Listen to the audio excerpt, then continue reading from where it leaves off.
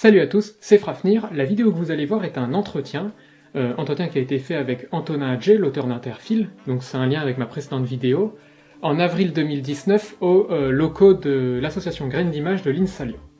Donc cet entretien est une discussion philosophique que l'on a répartie en 5 parties traitant du livre d'Antonin.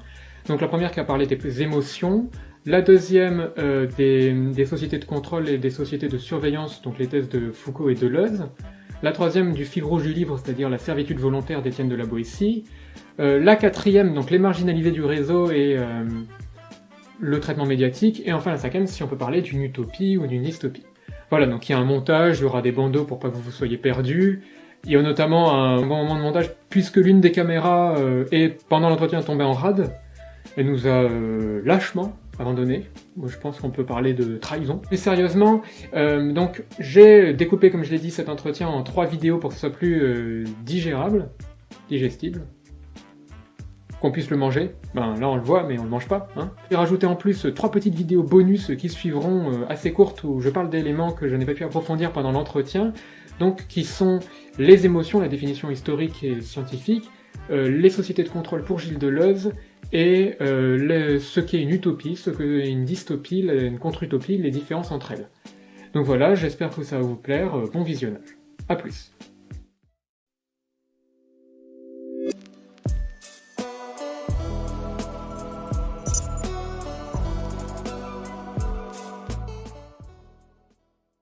Bonjour à toutes et à tous et bienvenue dans ce nouveau format entretien. Et tout d'abord, je tenais à remercier l'association Graines d'Images de l'INSA Lyon qui nous a permis ces magnifiques plans de caméra que vous voyez. L'association qui est juste derrière, donc ils sont en coulisses, comme on dit.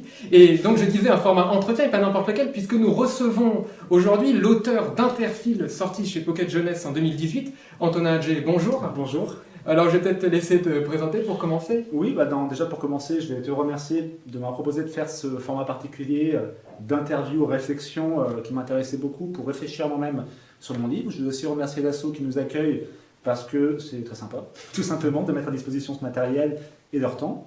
Et pour me présenter moi, donc Antonin Hadjé, j'ai 31 ans, je suis auteur. Interfil, c'est mon premier livre qui est sorti donc Pocket Jeunesse en 2018. J'ai fait des études de sciences politiques, ce qui est utile pour ce livre, puisque Interfil, c'est un réseau social qui permet de partager ses émotions directement. Et ça a des conséquences forcément au niveau du monde, de la société, puisque tout le monde l'a adopté.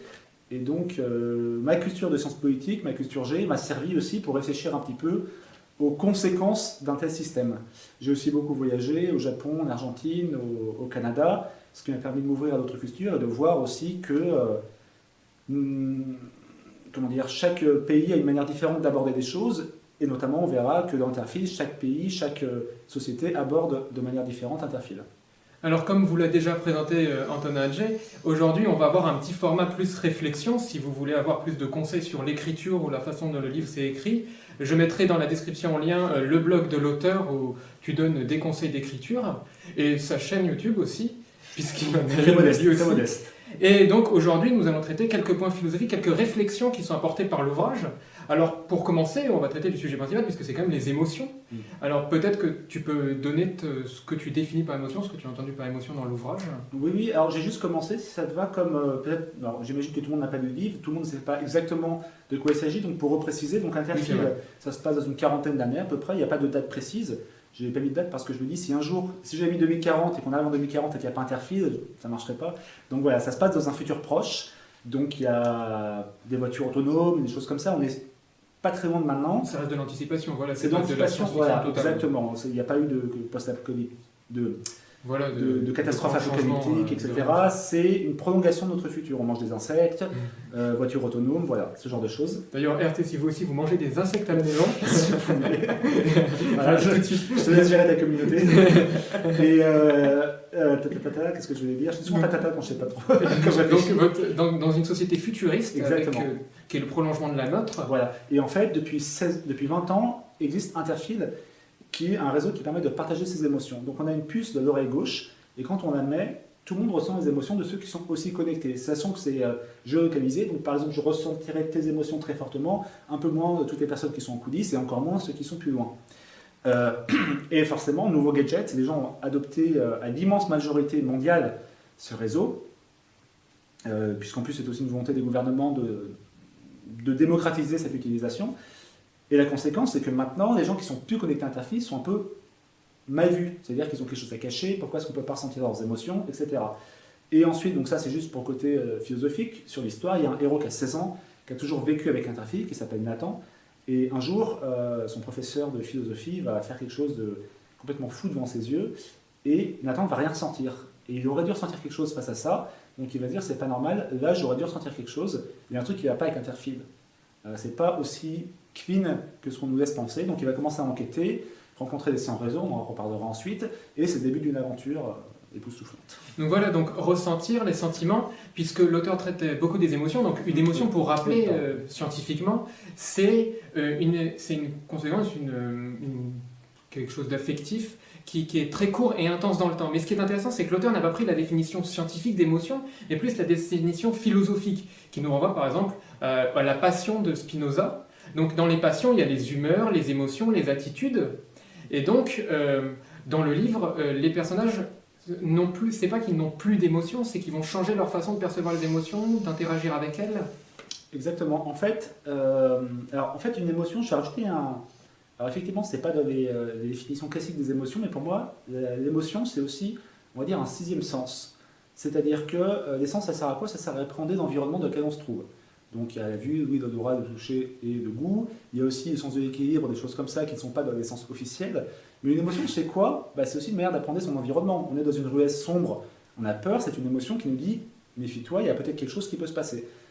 Et ça, c'est aussi utile dans ce livre, puisque le héros, par exemple, des fois s'amuse à fermer les yeux et à avancer entre les personnes en se repérant face à leurs émotions.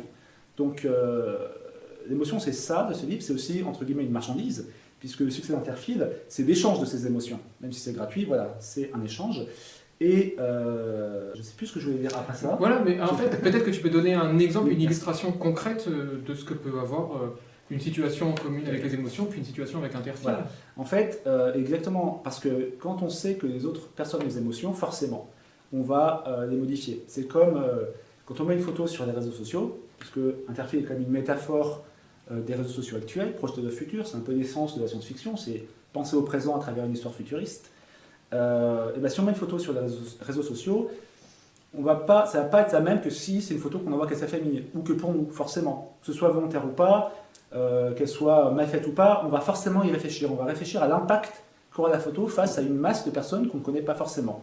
De même pour un texte, de même pour plein de choses.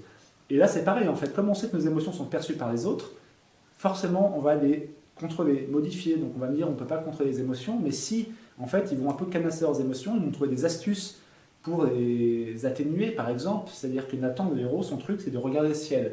Dès qu'il regarde le ciel, il se calme aussitôt. Et ça va être sa manière à lui de réguler ses émotions face aux autres. Donc ça, c'est quand on sait que les autres personnes ont des émotions. Et c'est pareil, quand on perçoit les émotions des autres, forcément, les interactions vont changer. Si on perçoit qu'une personne ne nous aime pas, on ne va pas lui parler du tout. Si on ne percevait pas son émotion, on aurait pu parler. Peut-être qu'on aurait pu finalement être amis, lui avait des préjugés, etc.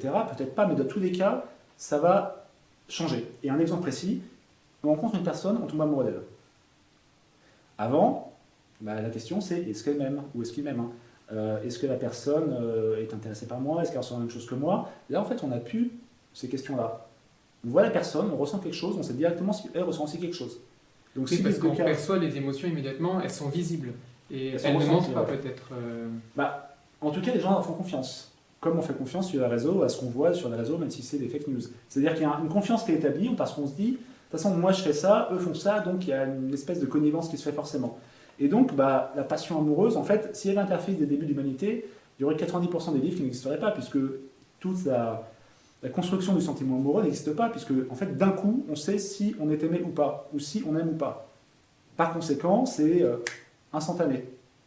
Voilà, donc je vais peut-être revenir un peu sur une dimension un peu plus scientifique, mais par exemple, si on prend la linguistique, les émotions, c'est des inférences. C'est-à-dire qu'il y a la phrase avec son sens, et les émotions vont faire partie du contexte. Et comme on a tous un savoir-faire, c'est-à-dire on a tous plus ou moins appris comment fonctionnaient les émotions, et on va ajouter les émotions au sens premier de la phrase, ce qui va permettre d'agrandir son sens. Et notre langage s'en ressent. Par exemple, on n'aura pas besoin de dire toute une phrase pour expliquer ce que ressent l'autre. S'il pleure, on sait qu'il est triste, et déjà sa phrase va refléter son émotion. Et par exemple, il y a deux formes d'émotions. Si par exemple je suis heureux, là je rigole, je souris, eh bien, le sourire est instinctif, et ça vient d'une région du cerveau. Alors que quand dans la rue je vais sourire, mais en étant conscient de ce sourire, c'est autre chose, ça fait partie de ce savoir-faire. On communique ce sourire aux autres, mais on en est conscient, et c'est une autre région du cerveau. Et c'est pour ça qu'il y a vraiment cette dimension, l'émotion plus, on pourrait dire, pour caricaturer, naturelle, biologique, donc qui vient de l'évolution, voilà, et l'émotion plus qui vient du fait qu'on est un animal social. Et, oui, tout à fait. En fait, et d'ailleurs, je reviendrai là-dessus après. Je vais juste dire deux autres choses très rapidement. Forcément, maintenant, j'ai oublié ce que je voulais dire. Mais peut-être que tu veux développer le fait que ça change les façons de percevoir les émotions, les façons de percevoir notre langage. Oui, voilà. On ne peut plus parler de la même façon. En fait, il y a deux choses. C'est que, pour confirmer ce que tu dis, effectivement, l'émotion va se traduire à travers notre intonation, notre langage verbal. Et effectivement, une personne qui dit bienvenue ou bienvenue, voilà, ça va changer. Ça rappelle pas le même univers sémantique, ça signifie complètement autre chose. Quand on donne toutes les formations sur le langage non verbal, on dit que c'est 70% du message qu'on transmet. Je ne sais pas si c'est vraiment 70%, mais c'est vrai. Et on voit souvent sur Internet, on a tous été témoins d'un quiproquo parce qu'on n'avait eu que le texte de la personne, un texto, un message, etc., sans avoir d'intonation ironique. C'est pour ça qu'on a inventé les émoticônes d'ailleurs, c'est pour montrer l'émotion qu'on veut transmettre avec le texte. Voilà. Et dans la vie de tous les jours, là je me suis fondé sur le livre de Deona et Théoroni en 2008, Qu'est-ce qu'une émotion ? Eh bien les émotions, c'est aussi la faculté à percevoir celles des autres, mais à se mettre à leur place. C'est-à-dire, par exemple, je donne un exemple, là, je suis dans le métro et je ne me tiens pas à la barre et je tombe, eh bien certains vont rigoler en réaction au fait que je suis tombé, moi je vais peut-être ressentir la norme, je vais avoir honte parce que je suis tombé, et l'empathie, je sais pas comment, ça va être la capacité à pouvoir ressentir ce que je ressens, ou à pouvoir me mettre à la place. Et parfois l'empathie, elle est fausse parce qu'on se met à la place d'une émotion qu'on imagine que l'autre a. Alors que là, dans l'interfile, comme elles sont claires, peut-être que l'empathie est générale, je ne sais pas. Non, exactement, tu as tout à fait raison, et c'est bien de souligner l'empathie. C'est effectivement pas ressentir l'émotion de l'autre, et beaucoup font cette erreur, c'est imaginer ce que l'autre ressent. Et pour ça, il y a un exemple très simple, c'est même devant un dessin animé, on peut sentir de l'empathie, sauf que ces personnages-là sont des personnages, justement. Pourtant, on a de l'empathie. La plupart des œuvres d'art fonctionnent sur l'empathie. Quand on lit un livre, on a de l'empathie pour les héros, etc. Mais c'est notre imagination qui travaille. Avec Interfile, on ressent l'émotion d'autres directement, donc c'est pas d'empathie, et donc il y a moins d'imagination des émotions des autres, et moins de création de ce que pourraient sentir les autres, puisqu'on ressent directement. Donc voilà, donc un monde équipé du réseau Interfile, comme vous l'avez compris avec les puces, et tout cela, en tout cas moi, je ne sais pas pour les autres lecteurs, m'a rappelé les sociétés de surveillance et les sociétés de contrôle théorisées par Michel Foucault et Gilles Deleuze. Alors tout de suite, je vais vous passer, nous on ne le verra pas, mais au montage, une vidéo de Gilles Deleuze en conférence qui vous explique ce que sont les sociétés de contrôle. C'est Burroughs qui prononçait le mot, et Foucault avait une très vive admiration pour Burroughs. Burroughs proposait un nom très simple de contrôle. Nous entrons dans des sociétés de contrôle qui se définissent très différemment des disciplines. Nous n'avons plus besoin, ou plutôt ceux qui veillent à notre bien n'ont plus besoin ou n'auront plus besoin de milieux d'enfermement. Vous me direz, c'est pas évident actuellement, avec tout ce qui se passe actuellement, mais c'est pas du tout la question. Il s'agit c'est peut-être pour dans 50 ans, mais actuellement déjà tout ça. Les prisons, les écoles, les hôpitaux sont des lieux de discussion permanents. Les prisons, c'est une question. Qu'est-ce qu'il faut faire? Qu'est-ce qu'on peut trouver? Est-ce qu'il n'y a pas d'autres moyens de punir les gens que la prison? C'est des vieux problèmes qui renaissent. Parce que les sociétés de contrôle ne passeront évidemment plus par des milieux d'enfermement. Même l'école. Même l'école, il faut bien surveiller actuellement les thèmes qui naissent. Ça se développera que dans 50 ans, 40 ans, pour nous expliquer que l'épatant, ce serait faire en même temps l'école et la profession. Ce sera très intéressant, parce que c'est ça l'identité de l'école et de la profession dans la formation permanente, qui est notre avenir. Ça n'impliquera plus forcément le regroupement d'écoliers dans un milieu d'enfermement. Voyez en quoi un contrôle, c'est pas une discipline. Je dirais par exemple d'une autoroute, que là vous enfermez pas les gens, mais en faisant des autoroutes, vous multipliez des moyens de contrôle. Je ne dis pas que ce soit ça le but unique de l'autoroute, mais des gens peuvent tourner à l'infini et sans être du tout enfermés, tout en étant parfaitement contrôlés. C'est ça notre avenir, des sociétés de contrôle et pas des sociétés de discipline. Donc voilà, donc en fait, Michel Foucault va théoriser ce que sont les sociétés de surveillance. Donc le premier concept que je vais apporter pour le comparer avec Interphile, c'est le panoptique. Alors peut-être que tout le monde ne sait pas ce que c'est qu'un panoptique, donc grossièrement c'est une forme de prison inventée par Jeremy Bentham au XVIIIe siècle, où la prison est circulaire avec une tour au milieu, et en fait les prisonniers sont répartis dans la zone circulaire, dans l'arène, et savent qu'ils sont surveillés depuis la tour, mais ne voient pas qui les surveille. La tour est impersonnelle. Et en fait, ils vont réguler leur comportement en fonction de ce qu'ils savent, en fonction de cette tour qui est au milieu, qui est omniprésente. Et Interphile, c'est un peu ça, c'est les gens, s'ils sont un peu à découvert, leurs émotions sortent du privé, sortent un peu d'eux-mêmes. Du coup, ils vont peut-être réguler, peut-être qu'ils vont changer qu'ils vont s'adapter, qu'ils vont s'autoréguler, comme dans... Alors, la différence que je mettrais avec le... Pardon, rappelle-moi les noms. Le panoptique. Le panoptique, effectivement, c'est un concept qui est très intéressant en philosophie, où on sait qu'on est on sait qu'il y a surveillance, mais on ne sait pas si à l'instant T on est surveillé. Donc on va adapter ses mouvements en permanence. La différence avec Interphile, c'est que Interphile, on ne sait pas qu'on est surveillé, on ne s'en rend pas compte. Pour beaucoup de personnes, et là, de parler est évident avec les réseaux sociaux, par exemple. Ça arrive de plus en plus maintenant avec tous les scandales qui éclatent, mais beaucoup de gens ne se rendent pas compte qu'ils sont surveillés sur les réseaux, que ce soit par par des entreprises en elles-mêmes, Google, Facebook, etc., ou des institutions. Mais ils sont surveillés via des cookies, etc., pour avoir des publicités ciblées, pour vendre des datas, etc. Mais ils n'ont pas conscience de cette surveillance. Et Interphile, c'est pareil, c'est-à-dire que la plupart des personnes qui utilisent Interphile se disent que ça les libère un peu plus, puisqu'en fait, ils ont une nouvelle capacité de communication avec les autres. Donc le côté emprisonnement, certains le ressentent, des sans-réseau, des personnes qui vont être un petit peu considérées comme des cyberterroristes, donc des siristes, mais la majorité des gens, pour eux, ne voient pas le fait que c'est un moyen de se surveiller soit entre nous, au niveau individuel, soit à grande échelle, au niveau sociétal. Voilà, l'une des notions, alors le livre de Michel Foucault, c'est Surveiller et punir, sorti en 1975, l'une des notions très très importantes chez Michel Foucault, c'est la notion de savoir-pouvoir. Pour Michel Foucault, le savoir ne peut pas se différencier du pouvoir, et les deux sont liés. C'est-à-dire que pour pouvoir s'autoréguler, pour pouvoir avoir conscience de cette surveillance, mais il faut la connaître. Il faut au moins savoir qu'il y a une tour, savoir qu'elle est présente, même si on ne sait pas qui est à l'intérieur et qui fait quoi. Mais, et Michel Deleuze avance sur la réflexion de... Gilles Deleuze avance sur la réflexion de Michel Foucault. Lui, il va dire que c'est un peu une forme de panoptisme. Le panoptique est permanent, chacun se surveille, chacun s'autorégule, et c'est plus ça qu'on retrouve dans Interphile, je trouve. C'est-à-dire le fait que c'est plus forcément une institution centrale qui va surveiller, tous les individus sont conscients, et c'est un peu un système totalitaire depuis le haut, mais c'est chacun qui va faire attention de ce que font les autres, qui va être conscient de ce que font les autres, et qui va fixer la norme en fait. Alors tout à fait, ça permet de faire une parenthèse amusante, parce que tu parles donc d'une tour qui surveille.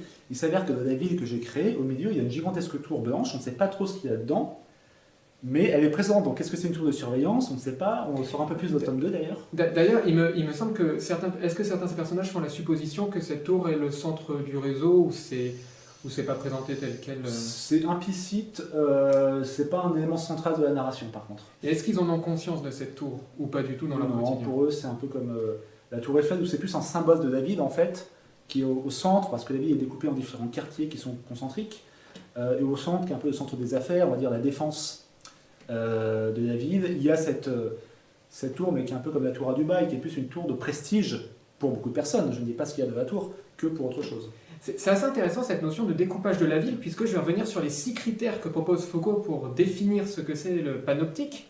Alors le premier critère, c'est le fait qu'il est visible de tous et on ne sait pas ce qu'il y a à l'intérieur. Donc Interphile, eh bien, bon, pas visible au sens, on ne peut pas voir le réseau, mais je pense que tu me le confirmeras, tout le monde en a conscience, tout le monde le voit, le sent. Le deuxième, c'est qu'il est automatique et non individualisé. C'est-à-dire qu'il n'y a pas forcément un individu directement qui contrôle, qui gère Interphile. Alors là, moi, j'adore avoir ces réflexions philosophiques parce que c'est pas forcément, on en parlera souvent plus tard, c'est pas forcément des réflexions que j'ai pas forcément pensé à Deleuze, etc. en écrivant ça, je me suis surtout basé... D'ailleurs, c'est ça qui est intéressant, peut-être que tu peux expliquer comment tu as conceptualisé ça sans connaître les penseurs. Mais en fait, j'ai eu une réflexion assez empirique en fait, c'est-à-dire je lis forcément des livres, j'arrive pas forcément ensuite à situer, mais c'est des principes que je vais prendre et qui vont rester dans ma tête. Mais en fait, moi, la comparaison que je vais faire, c'est, on va dire très simplement Facebook, un exemple que tout le monde connaît. Il y a eu 2 phases. La première, c'est chacun envoie ce qu'il veut à n'importe qui. Et puis après, on a un mur, et c'est une sorte de timeline où, en fonction de la chronologie, on reçoit les informations des amis. Première étape. Et ça, c'était pareil avec Interfile. Au début, les gens ressentaient simplement les émotions des autres, c'était un gadget. Après, sur Facebook et sur Interfile, il y a eu un algorithme qui a décidé en quelque sorte de choisir pour nous les informations les plus pertinentes. Et on appelle ça l'illusion de la liberté, ou l'illusion du libre arbitre. Et c'est présent et sur Interfile et sur Facebook. Sur Facebook, maintenant, que vous veuillez ou non, et ben, ce qui arrive en premier, c'est ce que Facebook pense être plus intéressant pour vous, parce qu'il a scanné vos envies, vos textes, vos messages, vos... Parce qu'il a une quantité de données, il a un stock d'informations et il va s'en servir pour gérer le contenu. Pour vous créer une sorte de profil type et imaginer ce que vous aimez de mieux, que ce soit sur...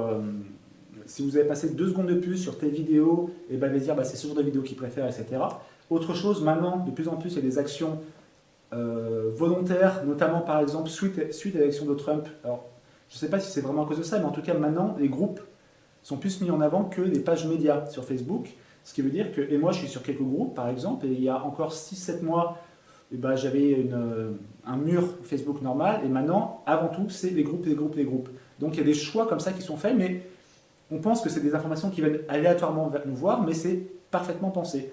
Et Interfile, c'est pareil, au bout d'un moment, en fait, comme il y avait de plus en plus de personnes connectées, l'algorithme s'est décidé de choisir un petit peu les émotions les plus pertinentes pour nous, les gens les plus intéressants, les connexions qui nous satisferaient le plus, et on en parlera ensuite, mais Interfile a aussi influencé beaucoup de choses, notamment les films de futur ont plusieurs fins, et en fonction de ce que Interfile connaît de nos émotions, ils vont choisir la fin que nous préférons. Donc c'est aussi l'abolition de la surprise. Et voilà, mais c'est intéressant, et d'ailleurs, vous l'avez remarqué, chers spectateurs et chères spectatrices, j'ai teasé 6 éléments du panoptique de Foucault et j'en ai dit que 2. Alors, qui sont ces 4 autres? Quels sont-ils? Alors, et puisque Antonin en a déjà parlé à peu près en présentant Interfile, la 3e fonction, c'est la ménagerie royale et le laboratoire. La ville doit être découpée, catégorisée, et la ville est organisée selon le réseau, selon sa proximité au réseau, et sert un peu de laboratoire, c'est-à-dire il y a aussi des expérimentations qui sont faites avec le réseau. Le réseau est progressivement mis à jour, adapté. La 4e fonction, c'est le fait qu'il a de multiples applications. Et ça, c'est très intéressant. Interfile, comme Antonin l'a dit, c'est pas seulement connaître les émotions d'autrui. C'est aussi l'exemple des films, mais peut-être que tu as d'autres exemples d'applications multiples. En fait, là, je parle en tant qu'écrivain. L'intérêt d'Interfile, c'est que c'est un concept très simple, partage des émotions, mais qui peut s'appliquer sur beaucoup de concepts. Et on va arriver d'ailleurs sur la dimension sociale. Donc partage des émotions, ça c'est sûr. Ensuite, alors ça c'est interaction, mais ça peut être aussi, effectivement, quand on voit un film, désormais, des émotions sont ajoutées au personnage pour avoir une nouvelle dimension de perception artistique. Pour la musique c'est pareil, pour le sport c'est pareil, pour les jeux vidéo c'est pareil, et même si le sport et les jeux vidéo fusionnent un petit peu, puisque maintenant, comme il y a des hologrammes de partout, on est dans les jeux vidéo. Mais il y a aussi d'autres choses, c'est que Interfile permet aussi, par exemple, de communiquer avec des personnes de coma. On ressent des choses qu'ils ne pourraient pas exprimer. Et donc, il y a des applications médicales, conséquences directes. Ceux qui ne sont pas connectés à Interfile n'ont pas accès aux meilleurs soins médicaux, parce que les meilleurs soins médicaux passent désormais par Interfile. Donc, forcément, la société est impactée. Et alors, je vais finir sur les 2 dernières applications du panoptique, qui sont le fait qu'il est économe en termes de coûts, mais dans le sens... il n'y a pas forcément besoin de beaucoup de personnel pour le gérer, et d'ailleurs on remarque dans Interfile, il n'y a pas forcément besoin d'une police gigantesque de gens qui sont en permanence à côté de nous pour aller s'il y a un incident, puisque les gens se régulent eux-mêmes en fait. Ouais. Après il y a des forces spéciales qui sont un peu particulières, mais qui ne sont pas là pour veiller au bon fonctionnement d'Interfile, puisque de la société c'est encore considéré comme un choix libre. Donc les gens ne prennent pas, il n'y a pas besoin de forcer les gens. Déjà c'est pas le but du gouvernement ou des autorités, c'est pas leur but. Et dans tous les cas, personne ne nous force à aller sur Google. On y va quand même. Ouais, voilà, je ne sais pas si vous connaissez l'animé Psychopass, mais pour vous donner la comparaison, c'est un peu pareil. Dans Psychopass, il n'y a pas de police, il y a aussi des forces spéciales et qui interviennent que sur les cas catastrophiques, parce que sinon, les individus sont un peu libres dans leur choix. Libres. On nuancera ça dans les parties d'après, et vont se servir du réseau et interagir entre eux. Et la dernière, mais anecdotique, particularité du panoptique, c'est qu'il est efficace, bien entendu, c'est-à-dire qu'il fonctionne. Sinon, tout cela n'a pas de sens. Ouais, alors, juste sur l'efficacité, ce qui est intéressant aussi, et encore une fois, c'est un parallèle avec la société actuelle, Interfile a été distribué gratuitement, sans contrepartie, de même qu'on pense que aller sur les réseaux sociaux ou aller sur Internet, c'est gratuit. Alors, il y a la box, etc., mais c'est globalement un service gratuit, forcément, qui se répand très très vite et qui devient irremplaçable. D'ailleurs, c'est une des particularités, je continue sur les sociétés de surveillance, mais c'est gratuit et c'est vous le produit pourrait peut-être fonctionner ici. Mais l'une des spécificités entre les sociétés de surveillance et les sociétés de contrôle, donc sociétés de discipline, je rappelle, c'est Michel Foucault, les sociétés de contrôle, c'est Gilles Deleuze, donc c'est plus récent, c'est que les sociétés de discipline, ça va être des institutions, les individus sont guidés, alors que les sociétés de contrôle, non, les individus ne sont plus guidés. On laisse les flux, on les laisse s'interagir, puisque de toute façon, ils se régulent déjà les uns les autres. Et on va agir que sur les petites, les petits problèmes, les petits caillots qui vont bloquer la circulation en fait. Et donc les individus forment une sorte, c'est assez harmonieux. En fait, ça serait un peu comme s'il y avait des voitures automatiques. Les feux rouges ne serviraient plus à rien. On pourrait imaginer un logiciel qui ferait en sorte que les voitures passent de manière alternée, sans problème. Je ne sais pas ce que tu en penses, s'il y a une disposition qui fait qu'Interfil est assez harmonieux dans son fonctionnement. Interfil est extrêmement harmonieux et d'ailleurs, donc là j'écris ce tome 2, je vais vous expliquer pourquoi je dis ça. J'explique aussi pourquoi est-ce qu'on a mis, enfin j'expliquerai dans ce tome 2 pourquoi est-ce qu'on a installé Interfil à la base. Et effectivement c'était pour rendre la société plus harmonieuse. Au final il y avait, on va dire, une bonne volonté à la base qui est, voilà, si une personne prend conscience des émotions de l'autre, peut-être qu'ils vont plus avoir envie de se faire la guerre. Il y avait une volonté de pacification de la société, au sens noble du terme, éviter les conflits. Donc c'est harmonieux, mais après, forcément, comme ça reste un choix et qu'il y a des personnes qui vont refuser de le porter, ça va créer de nouvelles séparations de la société, comme si c'était malheureusement un phénomène cyclique et inévitable.